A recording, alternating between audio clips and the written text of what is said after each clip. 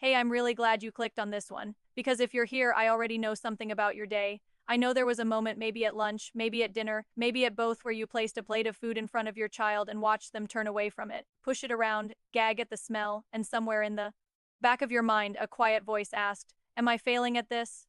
You're not failing. I need you to hear that first, but something is going on, and it's not what most parents think. It's not stubbornness, it's not a phase you just have to wait out, and it's definitely not because your child is difficult. I've had parents say that about their 2-year-olds, and honestly, it breaks my heart every time, because that child isn't making a choice, their body is making it for them, and the signal is coming from somewhere. Most parents, and honestly, most pediatricians never think to look, it's coming from the gut. I'm Dr. Allah, and if what I just described sounds like your dinner table every single night, you're in exactly the right place. Because what I'm going to walk you through today is the gut-brain connection in children, why it sits at the root of most extreme picky eating, and what you can actually do about it without force feeding. Without hiding vegetables and brownies, and without turning every single meal into a war zone. This is going to change how you see your child's eating. I genuinely believe that. So let's start at the real beginning, not offer variety and be patient. Because you've heard that, you've tried that, and here you are. The gut is not just a digestive organ. I want you to really sit with that for a moment. Most people picture the stomach as simply a place food goes, but in the last decade, the science on this has shifted dramatically. The gut has its own nervous system. Researchers actually call it the second brain. It contains around 100 million nerve cells. It produces approximately 95% of the body's serotonin, the chemical we most associate with mood, calm, and feeling safe. And it is in constant two-way communication with the brain through something called the vagus nerve. Now, why does that matter for your picky eater? Because when a child's gut is inflamed, imbalanced, or struggling, and I'll explain exactly what that looks like in a moment, the signals traveling up to their brain get distorted. Food that should smell neutral starts triggering something closer to alarm. Textures that most people barely register feel genuinely overwhelming. The act of eating stops being a simple, safe thing and starts carrying a kind of low-grade threat signal that the child can't explain and you can't see. Your child isn't being dramatic. Their nervous system is responding to something real, and in most of the cases I see, it starts in the gut. Stay with me, because what comes next is the part most parents have never been told. Here's what a struggling gut actually looks like in a child, and I want you to think about your own little one as I go through this. Does your child seem to have a very short list of safe foods? Things they'll eat without hesitation, usually beige, usually soft, usually bland. Crackers, plain pasta, white bread, maybe one specific brand of yogurt, and if you buy the wrong one, the whole meal is over before it starts.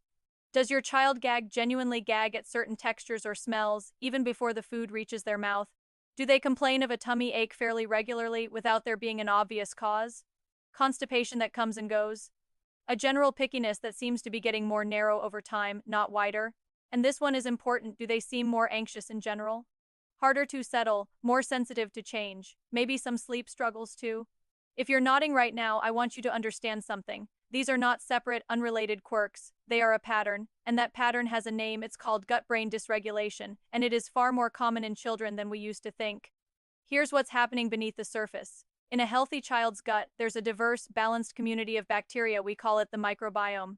These bacteria do an enormous amount of work. They help digest food, yes, but they also produce neurotransmitters, regulate inflammation, and send constant signals up to the brain about the state of the body. When that community is balanced, the brain receives calm, safe, all clear signals. Eating feels easy. New foods feel interesting rather than threatening.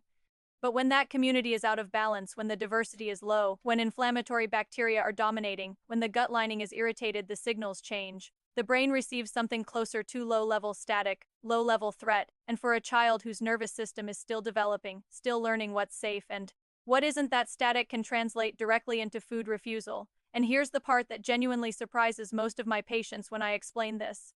You can have a child with no obvious digestive symptoms, no diarrhea, no stomach pain, no visible discomfort, and still have significant gut dysregulation driving their eating behavior, because the impact isn't always showing up in the stomach. Sometimes it's showing up at the dinner table, in the gagging, in the rigid safe food list, in the anxiety around anything new on the plate. The gut doesn't always shout, sometimes it whispers, and that whisper sounds like, "I won't eat that." Now, what disrupts the gut microbiome in children in the first place? Because this matters, this is where parents often feel a wave of guilt wash over them, and I want to get ahead of that right now. I'm not telling you this so you can look back and blame yourself. I'm telling you this so you understand the mechanism, because understanding it is the first step to changing it. The most common disruptors are antibiotics, and I say this as a doctor who prescribes them when they're genuinely needed. They are sometimes necessary and they save lives. But every course of antibiotics, especially in early childhood, temporarily reduces microbial diversity in the gut. In most children, the microbiome recovers. In some, particularly those who've had multiple rounds in the first 2 or 3 years of life, the recovery is incomplete. And that incomplete recovery can show up months later as a child who will only eat 5 things. Other disruptors included diet low in fiber and fermented foods, which, if your child is already a picky eater, creates a difficult cycle, because the foods that feed healthy gut bacteria are often the exact foods they refuse. Birth by C-section can play a role. Formula feeding versus breastfeeding can play a role. Even chronic stress in the home environment can alter the gut microbiome in a child, because remember that gut-brain connection runs in both directions. None of these things make you a bad parent. Every single one of them is something we can work with. So now you understand the why, and I hope it's landing the way I intend it to, not as something overwhelming, but as something clarifying. Because when you know what's actually driving the behavior, the solution stops feeling impossible. It starts feeling like a direction. And this next part, this is what most parents never get to. Because most advice stops at offer the food 10 times or don't make a separate meal, which honestly misses the point entirely if the gut is the real issue. Before I get into what actually works, do me one small favor, save this video right now, because what I'm about to walk you through is practical, it's specific, and you're going to want to come back to it. I see parents take notes on this in my office, so save it and let's keep going. The first thing I want you to understand about healing a child's gut is that it doesn't require a dramatic overhaul overnight. In fact, dramatic overnight changes are the last thing we want, because rapid dietary shifts can temporarily increase gut discomfort, and for a child who already has a fraught relationship with food, that's the opposite of helpful. What we want is slow, steady, consistent change. Gentle shifts that the gut can adapt to without triggering more alarm signals. The single most powerful thing you can add to your child's diet right now before anything else is a high-quality, multi-strain children's probiotic. I know that sounds simple. I know you may have heard it before, but I want to explain why it works, because the mechanism matters. It's not magic. It's microbiology, and it works. Now, not all probiotics are equal, and this is important. For children, you want a product that contains at minimum Lactobacillus rhamnosus GG and Bifidobacterium longum. These 2 strains have the strongest research behind them for children's gut health, and this is the part I find particularly compelling for reducing anxiety-related behaviors connected to gut dysregulation. Look for a product that is third-party tested, free of artificial sweeteners, and appropriate for your child's age. Your pediatrician can help you identify a good option, and I always recommend checking with them before starting any supplement in a young child. The second thing, and this works alongside the probiotic, not instead of it, is something I call food exposure without pressure. And I want to be very clear about what this is and what it isn't, because it is not the same as putting a new food on the plate and waiting. That approach on its own rarely moves the needle for children. With gut-driven picky eating, the nervous system is too activated around mealtimes already. What food exposure without pressure actually looks like is this. You introduce a new food, let's say cucumber, not on the plate, not at mealtime, not with any expectation attached to it at all. You put it on the counter while you're preparing dinner and you say nothing. You let your child look at it, touch it if they want, smell it, reject it completely, that's fine. The goal at this stage is not eating. The goal is reducing the threat signal around unfamiliar foods. You're essentially asking the gut-brain axis to stand down, one small exposure at a time. This process takes patience, real patience. But when it works, and I've watched it work in children who hadn't tried a new food in 2 years, it feels like watching something unlock. Now let me give you something concrete, a simple framework you can actually start this week, not a meal plan, not a complicated protocol, just 3 small shifts that work together to begin calming the gut-brain connection in your child. The first shift is adding fiber in a form your child will actually accept. I know that sounds like a contradiction when your child eats 5 things, but here's the quiet workaround. Prebiotic fiber, which feeds the beneficial bacteria in the gut, can be added in ways that don't look or taste like vegetables. Slightly unripe bananas are one of the richest sources of prebiotic fiber you'll find in any kitchen.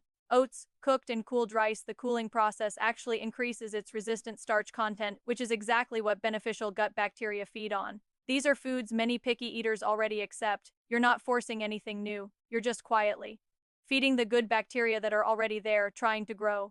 The second shift is reducing the foods that actively feed inflammatory gut bacteria, and the biggest one, I say this gently, because I know it's a staple in many children's diets, is refined sugar. Not fruit, not natural sweetness, refined, added sugar. It feeds the wrong bacterial populations in the gut, drives inflammation in the gut lining, and contributes directly to the dysregulation we've been talking about.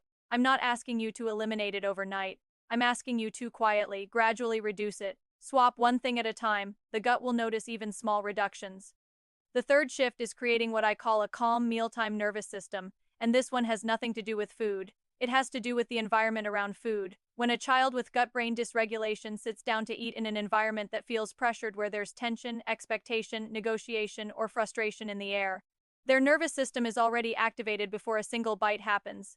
The gut-brain axis is already on alert, and an activated nervous system does not explore new foods. It contracts around safe ones.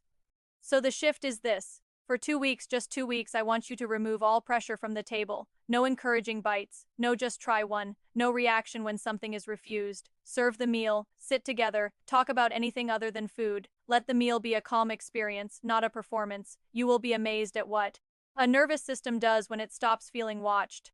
And look, I know this sounds counterintuitive.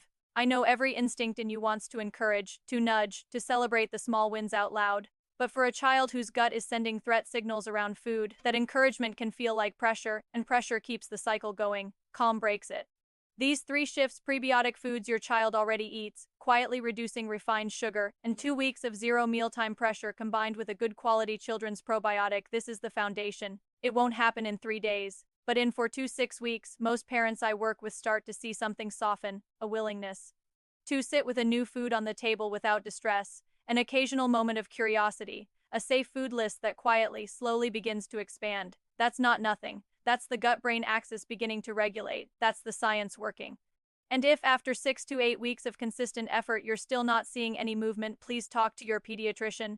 Ask specifically about gut health, about microbiome testing, and about whether a referral to a pediatric gastroenterologist or a feeding therapist might be appropriate. Some children need more support than diet alone can provide, and there is absolutely no shame in that. Getting the right help is the most loving thing you can do.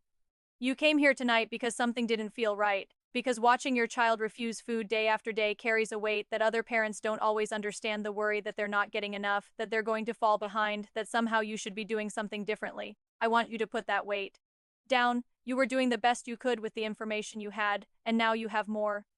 Your child's gut can heal. Their relationship with food can open up. It doesn't happen overnight, and it won't be a straight line, but it happens. I've watched it happen. And the fact that you're here, looking for real answers instead of just pushing through that, tells me everything I need to know about the kind of parent you are. Please be patient with yourself through this. Please be patient with them, and please take care of yourself too, because a calm parent is the most powerful gut healing tool in that house. I'm Dr. Allah, and I'll see you in the next one.